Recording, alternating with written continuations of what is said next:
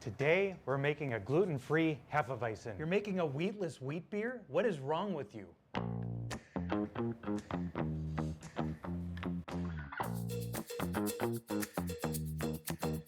The following video is brought to you with peer pressure from the BrewTubers Online Homebrew Club. The BrewTubers Online Homebrew Club is sponsored by 5 Star Chemicals and Beer and Wine Hobby. Making a gluten-free Hefeweizen is a little tricky since the beer style depends so much on the wheat character of the beer. At half the grain bill, I'm using pale millet for the base malt. It provides a clean, subtle, sweet, grainy profile that won't compete with the Hefeweizen yeast esters that are so important to this beer style.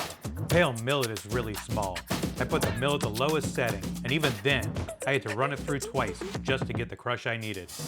At roughly 30% of the grain bill, buckwheat is the star of the show. It brings that full, velvety, wheat-like texture and provides some proteins to help contribute to head retention. Finally, I'm using flaked quinoa and rolled oats to bring that Hefeweizen haze and slick mouthfeel that we expect. For hops, I'm using Hallertau mittelfrüh, and for yeast, WBO6, a nice and reliable Hefeweizen strain. I'm doing a rising step mash at 125 Fahrenheit, 145, then 175 using Ondea Pro and Ceremex Enzymes from glutenfreehomebrewing.com. I only go to the next step when gravity doesn't change for a half hour. I'm sure there are more efficient ways to do it. Got any suggestions? Let me know in the comments.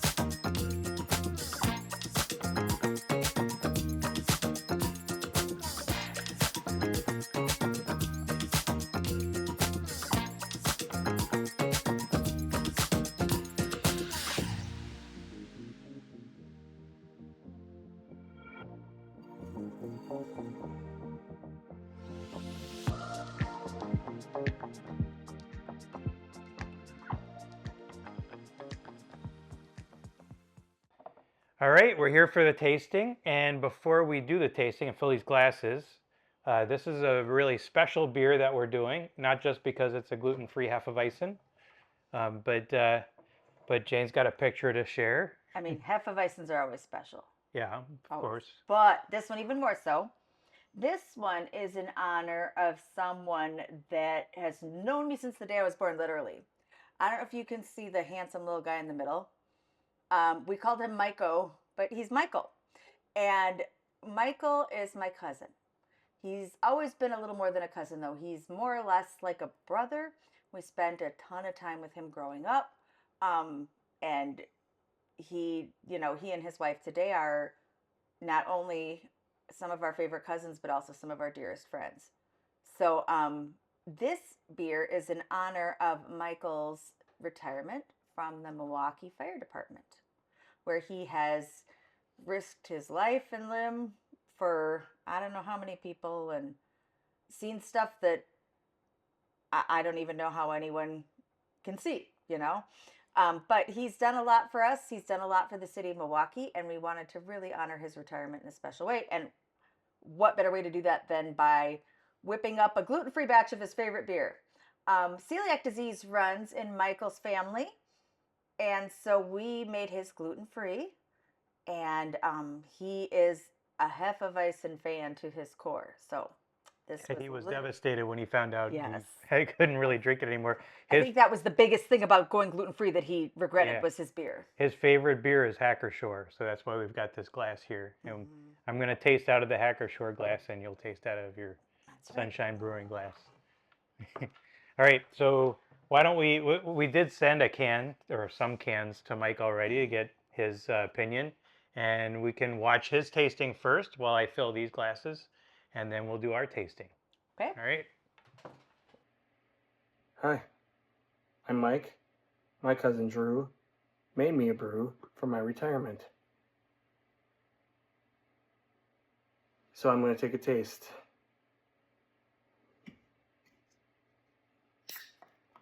What better time to take a taste than when you're making some steaks?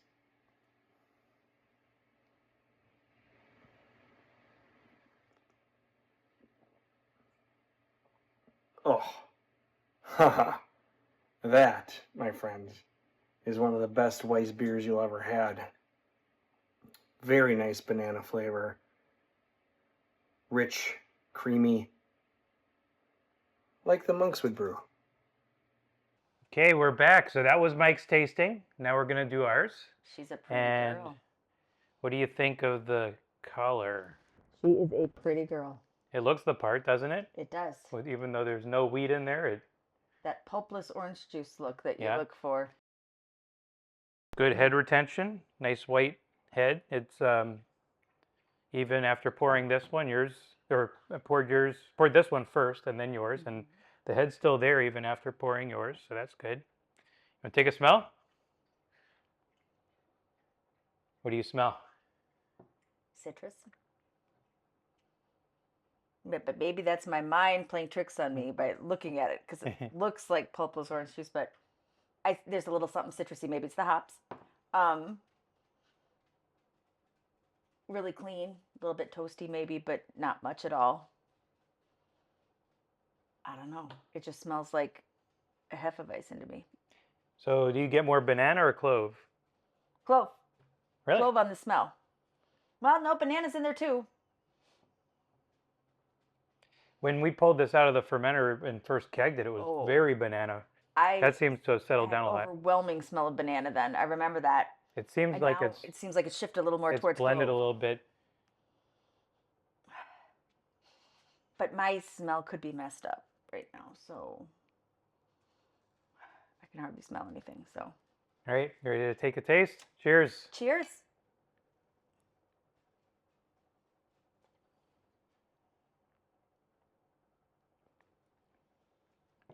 There's the banana. Yeah, it definitely tastes the banana for sure. It's delicious. You get any other taste out of it? There's almost a vanilla. Yeah, I get that too. Maybe that's what I was smelling, was like kind of the vanilla and the citrus a little bit, but Yeah, I'm not picking up any clove. Definitely banana, and that was intentional. Fermented it a little bit higher in temperature just to try to bring out the banana aroma and flavor, and that seemed to have worked. it's Was delicious, doing that. though. I mean, it's a retirement party. Wanted to do something kind of tropical a little bit, the banana, So Especially given Mike and his wife Jeannie's love of Florida mhm. and being where it's warm and tropical. Yep.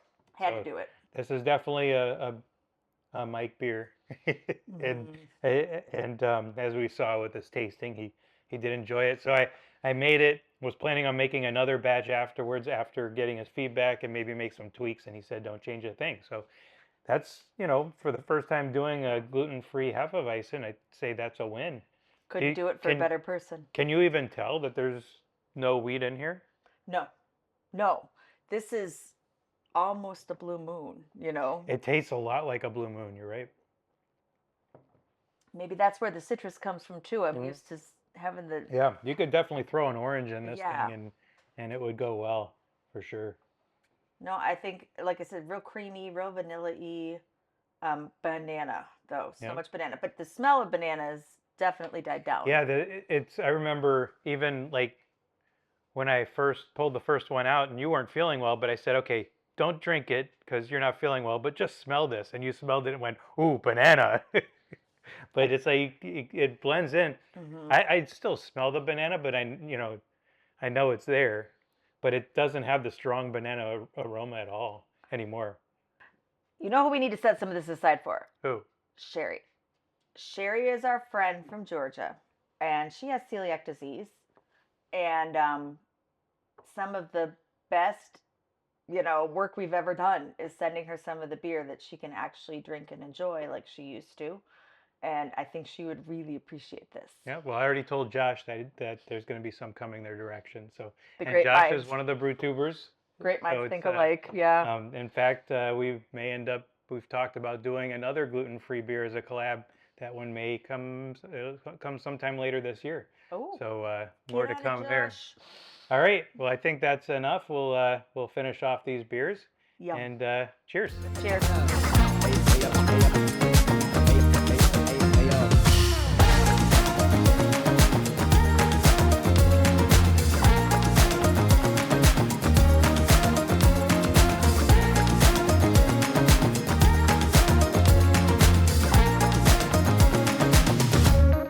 Maybe not. No, you better. I cook for you. That's true.